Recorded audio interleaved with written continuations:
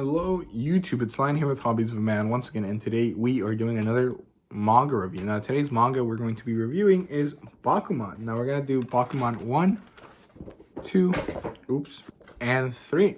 So, okay, wait, let me do it this way. Okay, so Bakuman is written by Sugumi Oba and Takeshi Obata. Or actually, the story is written by Sugumi Oba and the art is done by Takeshi Obata. This is published by Viz, and it's a Shonen Jump title, so obviously the demographic is shonen. The genre is comedy, coming of age, and slice of life. I would call this kind of a drama, I guess. I was going to say historical, but it's not really historical. It's contemporary slice of life with some dramatic elements, in my opinion. It does have an adaptation. I think it has a 91 episode, like 100 and something episode anime. I've never watched it, and I don't know if it would be really interesting to watch in a TV show, but it's really interesting to read, and I didn't think it would be, so maybe the anime is good as well. So the premise here is that two young guys, like middle school students turned high school students, have a dream to create manga. They join forces and work towards their goal, and along the way they meet people that help them and join them on their journey to complete their dreams before, you know, they become adults. It's really interesting. I really enjoyed how this worked. So I'm just going to talk about all of it together because I don't think that there's any one specific thing that happens in any specific volume that I really need to cover. So we're just going to talk about it all encompassing like. So it's good. Like the plotline is surprisingly and impressively really intriguing. I really want to know how they're going to make their manga. There's a lot of thought that went into this, and there's a lot of stuff that I'm learning about the manga industry. I mean, assuming that this is correct to how the manga industry works, which I assume it is, because it'd be weird for the manga industry to not make, or for Shonen Jump to make a book about the manga industry that isn't accurate, right?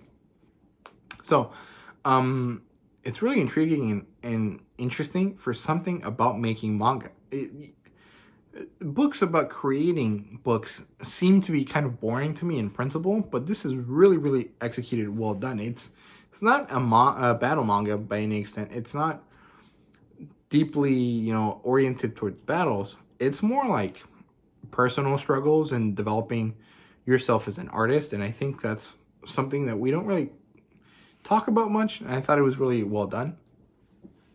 The manga creation is really balanced with character moments, with tension between our two main characters and the people surrounding them, right? There's this backstory about one of our characters' uncles who used to be a mangaka. There's this love situation between our main character and a girl and our other main character and another girl. And there's also tension between them. There's like the fact that one of them wants to write and one of them wants to draw. And they have to work together in order to achieve their dream, but they don't want to, you know, like step on each other's toes. And so there's a weird balance that they have to have because they both have to want to do the story, but, you know, one of them has total control over how it goes and the other one over how it looks. And so it's kind of weird, a weird balancing thing that they have to do. It's really good. Basically, they get together, there's some romance stuff, there's difficulties with becoming a mangaka, there's a rival, and then there's lots of growth from characters from here on out. And the rival turns into a friend at one point, and it's really well crafted. I think it's really nicely done. So our main character is called Moritaka Mashiro, he's the artist. Our second main character is Akito Takagi, who's the writer. The third one is Hatoki, I think that's the Hattori. Sorry, it's the editor from Shonen Jump, or Shueisha actually. And then the first female character is Asuki, who is Mashiro's girl, and then there's Miyoshi, who is Takagi's girl. And then we have the rival character, who is this guy, and his name is Enji, I think. And he's really weird. I really like all the characters. Mahiro and Takagi are pretty normal. They're just kind of normal-ish guys. Hattori is kind of weird looking, but he's pretty interesting. He's like passionate, and he's the voice of reason for these characters, for the main characters, right? And he tells them, "Hey, man, like you guys are really good, but you're not ready to do a series yet. Keep on working on your trade, on learning how to be good mangaka, and then when the time comes, you'll be really good at making your series."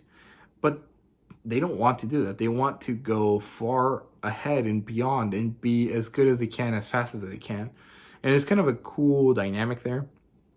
He's kind of like their mentor, but like he also has to let them do what they need to do. It's cool. The rival is really interesting. He turned into a friend at one point, and they bring each other really interesting, advice and insight. And I think it works really nicely. The cool thing also is that the romance isn't the same for both characters. It's different. There's two types of romance basically, because there's two main characters, and each one of them has a different outlook on life. And I really enjoy that. I think it's really, really cool. World building wise, there's really none, but there's some really good information about writing and manga, and I think it's really well done. I wanted to read this in November because I was thinking about writing something for NaNoWriMo, but I never got around to it because I didn't have time. But, writing was never something I was interested in until I started trying to reason why I liked things and why I didn't like things in media. So basically, once I started doing this channel, I started getting an interest in writing because I think it's really interesting how people go about it. And I think it's hard if you become a critic to then become a writer, right? But I want to learn how to do it anyways, so I can better critique and so I can, explore something artistic. But I mean, back to the story, it's really well done. I really like it. The art is great. I mean, it's classic Takeshi Obata. It's not really anything that you haven't seen before from him. I mean, if you read Death Note, you know what this looks like. If you've read All You Need Is Kill, you know what this looks like. It's not very different. But there's a certain element of emotion here that you don't find in his other works, I think. And I think that's just because the characters here are a lot more, emotional, I guess. And I like that. I think there's a certain evolution here. But, it's the same that you've seen before. So, fan service wise, there's a very small amount. It's mostly just boob jokes and like, oh, look at her boobs. And that's basically it. I rate this a 4.5 for each one of the volumes. It was really, really well done. I really enjoyed everything I read. And I'm really looking forward to buying more so I can read more of the story. I might actually wait and just get the box set because I think this is something that I do want to read and enjoy for like a long time and read more than once. But I'm not really sure. So yeah, that's basically it for that. I definitely recommend it. I think it's a really cool story. It's really interesting, but it might be boring to some people. And the fact is that it's very text heavy.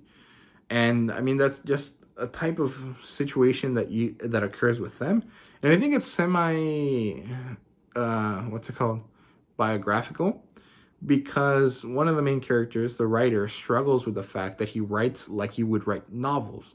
And that's something that I thought Death Note would work really well as. I thought that if they wrote Death Note as a light novel, it would have worked way better than it did as a manga, because there's so much text. You don't really need the pictures. I mean, you could have just written that as a novel instead, and it would have worked just as well. So I think if you don't like reading a lot, this is not for you. However, if you don't mind and you're really interested in a character-driven story, I think this is a really good book for that. I can't really think of any similar titles. I can't think of anything that really fits into this sort of style or that has a similar premise. I can't think of anything, so I guess I don't have any similar titles to give you guys. But yeah, that's basically it. Thank you guys very much for watching. I hope you guys enjoyed. If you did, please like, comment, and subscribe. And let me know what you thought about the video. If you guys have read this, please let me know what you thought of that as well. So yeah, thank you guys very much for watching, and see you guys later.